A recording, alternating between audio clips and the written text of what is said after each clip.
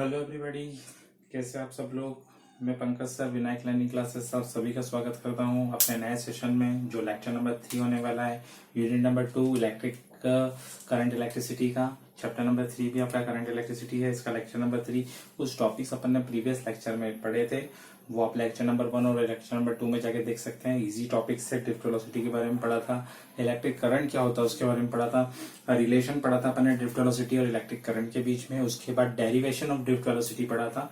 तो ये टॉपिक्स अपन पढ़ चुके हैं। तो अपने जो आगे आने वाले टॉपिक्स जो हैं आज के जो लेक्चर में होने वाले हैं, वो है इलेक्ट्रॉन मोबिलिटी, दूसरा है आपका ओम्स लॉ, और तीसरा टॉपिक पढ़ेंगे अपन रेजिस्टेंस के बारे में। ठीक है, तो चैनल सब्सक्राइब नहीं किया है तो सब्सक्राइब कर दीजिए, लाइक नहीं किया है तो लाइक भी कर दीजिए, और बेल आइकन को भी प्रेस कर दीजिए, और अपने फ्रेंड्स में भी इसको शेयर कर दीजिए, और कॉपी पेन लेके बैठिए और नोट भी करते रहिए, जरूरी है आपके लिए। तो अपन टाइम वेस्ट नहीं करते हैं और स्टार्ट करते हैं अपना आज का टॉपिक। आज का पहला टॉपिक है इलेक्ट्रॉन मोबिलिटी। इलेक्ट्रॉन मोबिलिटी क्या होता है? Electron mobility, what is electron mobility? Electron mobility क्या होती है कि इलेक्ट्रॉन जो होते हैं कि किसी भी ड्रिफ्ट वेलोसिटी, किसी भी जैसे ड्रिफ्ट इलेक्ट्रिक फील्ड के कारण ड्रिफ्ट होते हैं, जितनी ज्यादा इलेक्ट्रिक फील्ड स्ट्रेंथ होगी उतनी ही ज्यादा इलेक्ट्रॉन तेजी से ड्रिफ्ट होंगे। तो उसका रेशियो को क्या बोलते हैं अपन?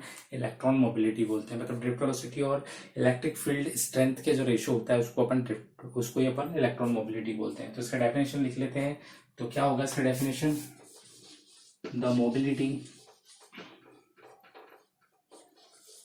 is defined as the mobility is defined as the mobility is defined as the mobility of conductor. The mobility of conductor is defined as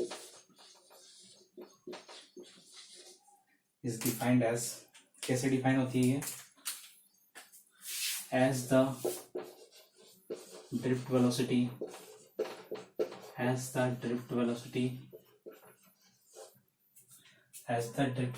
acquired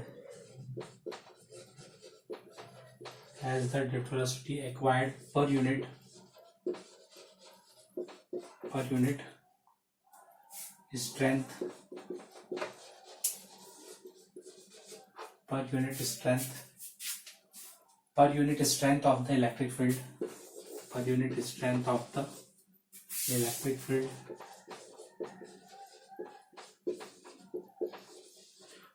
strength of the electric field, applied across the ends,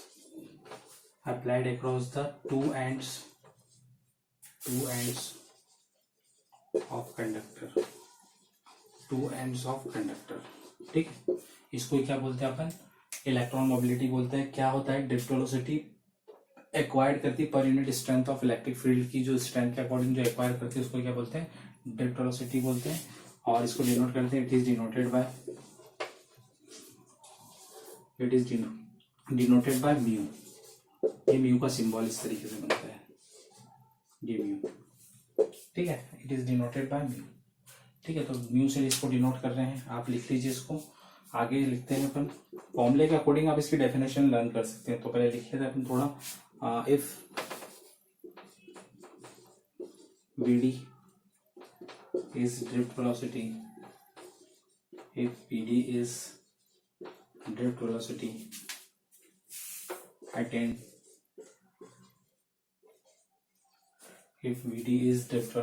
attained by free electron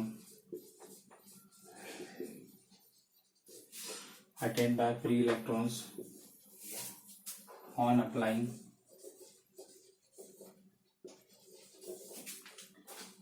electric field, electric field को अपन बताते हैं E से। तो ऐसी condition में क्या हो जाएगा? The electron mobility the electron mobility is, वो हो जाएगा आपका फॉर्मूला याद रखना, mu equal to V D upon E, ये आपका फॉर्मूला है। ठीक है, इसको क्या पढ़ते हैं अपन, म्यू, ये से यू लिख दो, फिर इसको इधर से ऐसे कर दो, तो इसको क्या पढ़ेंगे अपन, म्यू। तो वी डी अपॉन ई क्या होता है, इसका फॉर्मूला होता है, और इसका ऐसा यूनिट लिख दीजिए, इट्स ऐसा यूनिट इज, याद रखिए ऐसा यूनिट वो होता है मीटर स्क्वायर पर वोल्ट पर सेकंड। ठीक है, क्या होता है इसका ऐसा यूनिट, मीटर स्क्वायर पर वोल्ट पर सेकंड। ठीक है, पर वोल्ट पर सेकंड, तो ये इसका ऐसा यूनिट है, आपको ध्यान रखना है माइंड के अंदर। तो ये आपका ड्रिफ्ट वेलोसिटी का जो डेफिनेशन है, देखो यहाँ पे लाइन लिखी हुई, इस लाइन को ध्यान से देख लीजिए। ये लाइन बोल रही है the drift velocity acquired per unit strength of electric field. इसमें देखो drift velocity acquired per unit length of electric field, इसको क्या बोलते हैं, ड्रिफ्ट वेलोसिटी बोलते हैं। इसको म्यू से डिनोट करते हैं, इसका यूनिट ये होता है। ठीक है, आगे चल के अपन रब कर रहा हूं मैं।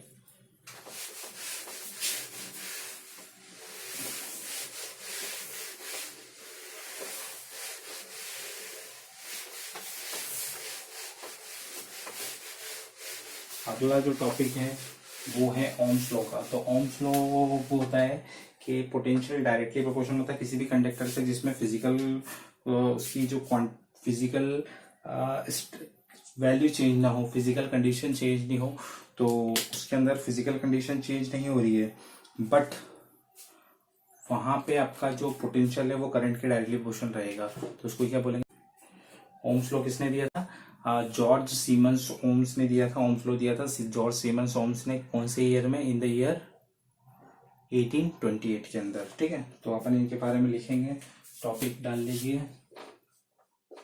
Ohm's law, Ohm's law, Ohm's law.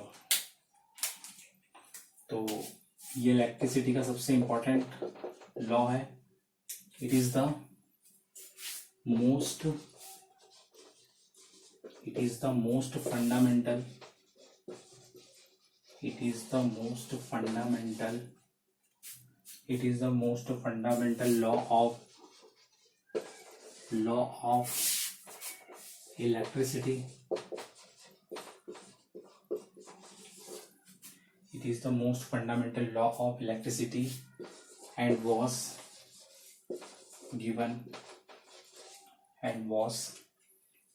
by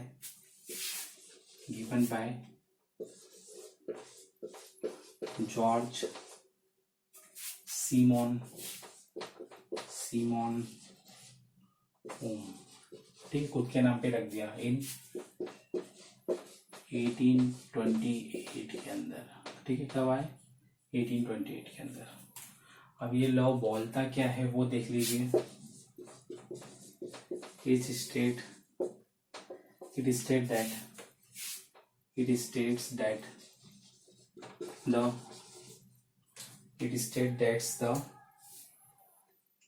physical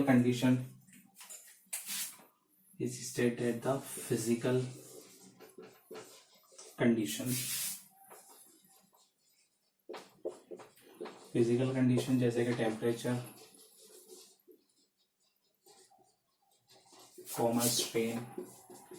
strain मतलब लंबा छोटा नहीं होना चाहिए, वायर जो भी आप यूज कर रहे हो, जो भी कंडक्टर कर रहे हो, उसकी लेंथ ब्रेड्थ या हाइट में कोई फर्क नहीं आना चाहिए, उसकी एरिया में कोई चेंज नहीं होना चाहिए। ठीक है, ETC रिमेनिंग अनचेंज्ड। तो ऐसी कंडीशन में क्या होता है, तो इस कंडीशन में जो करंट फ्लो होता है इसके अंदर, the current flowing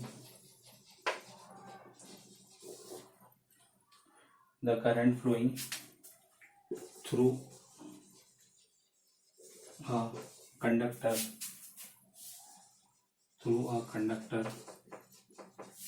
is always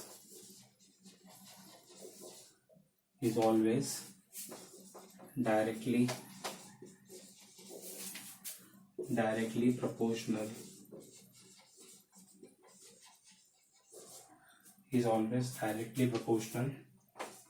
to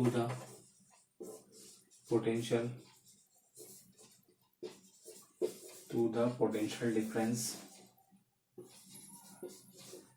potential difference across,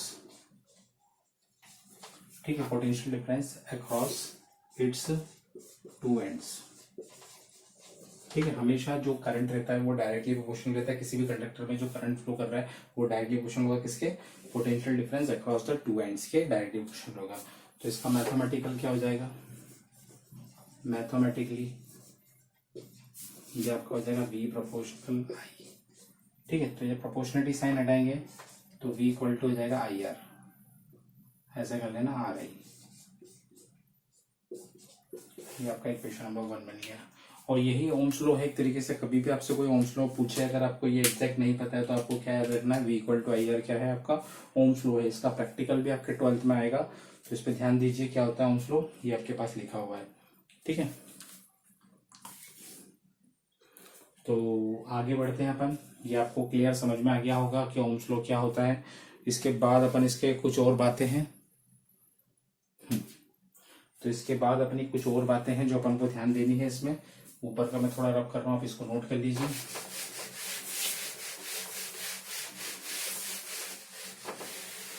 देखिए आगे आर क्या है यहाँ पे, वो लिख लेते हैं अपन, where the constant of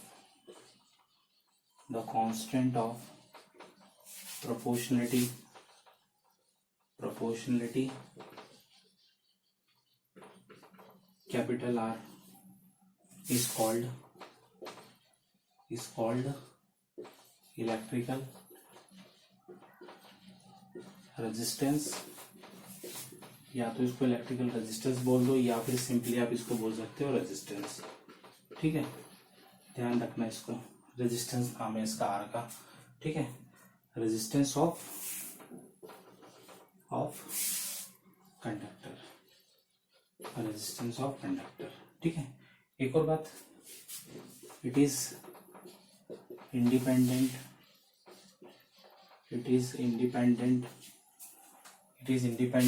of the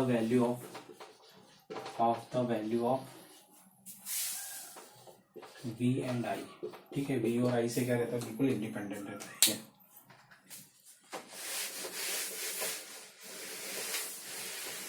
note करते जाइए। तो इसका एक ग्राफ है वो आप ध्यान रखिए, तो इसको पूरा ओम फ्लो शो कर देता है क्यों डायरेक्टली प्रोपोर्शनल होता है। ये आपका V एक्सिस एक्स एक्सिस, ये आपका I एक्सिस वाई एक्सिस, और ये बीच में एक स्ट्रेट लाइन जाएगा बिल्कुल ये, ठीक है। इसका मतलब ये है कि अगर ये आपका इंक्रीज होगा तो ये भी इंक्रीज होगा, तो R इक्वल टू हो जाएगा आपका V अपॉन I, इसको बोलते हैं VI ग्राफ, ठीक है। इस ग्राफ का नाम क्या है, इसका मतलब ये है कि पोटेंशियल डायरेक्टली प्रोपोर्शनल होता है किसके, करंट के। पोटेंशियल इंक्रीज करोगे तो करंट भी इंक्रीज हो जाएगा, जैसे जैसे जितना ये इंक्रीज होगा उतना ही ये इंक्रीज होगा। तो यहाँ पे ये चीज शो कर रहा है प्रोपोर्शनलिटी की, ठीक है। तो ये आपका टॉपिक यहाँ पे कंप्लीट हो गया है आपका, ठीक है। तो ये आपका ओम्स लॉ यहाँ पे फिनिश होता है। अब इसी फॉर्मूले से रिलेटेड अगला टॉपिक जो है उसकी डेफिनेशन में यही बता देता हूँ आपको।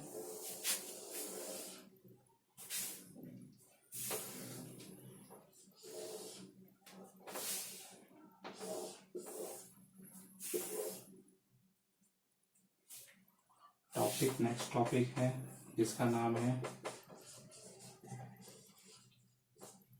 Resistance of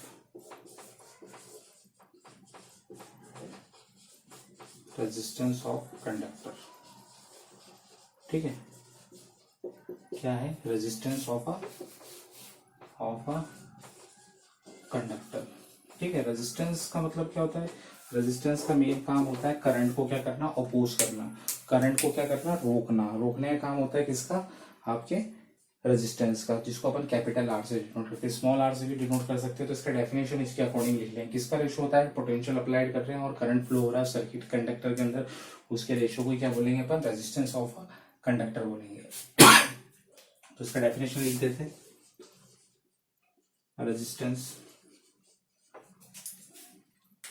resistance of a conductor is defined as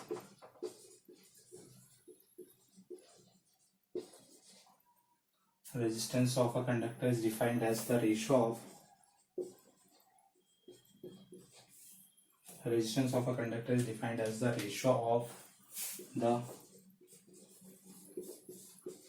potential difference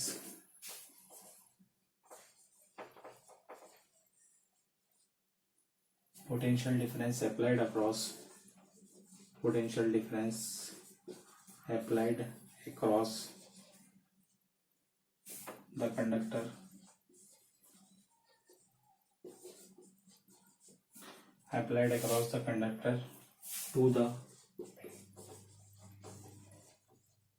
current flowing through it. ठीक है, to the current flowing through it. क्या होता है? रेशो होता है किसका? Potential difference applied across the conductor to the current flowing through it. Full stop लगा देना। ठीक है, तो इसको अपन डेफिनेशन को फॉर्मूले के फॉर्म में कैसे लिखेंगे? ऊपर लिख देते हैं।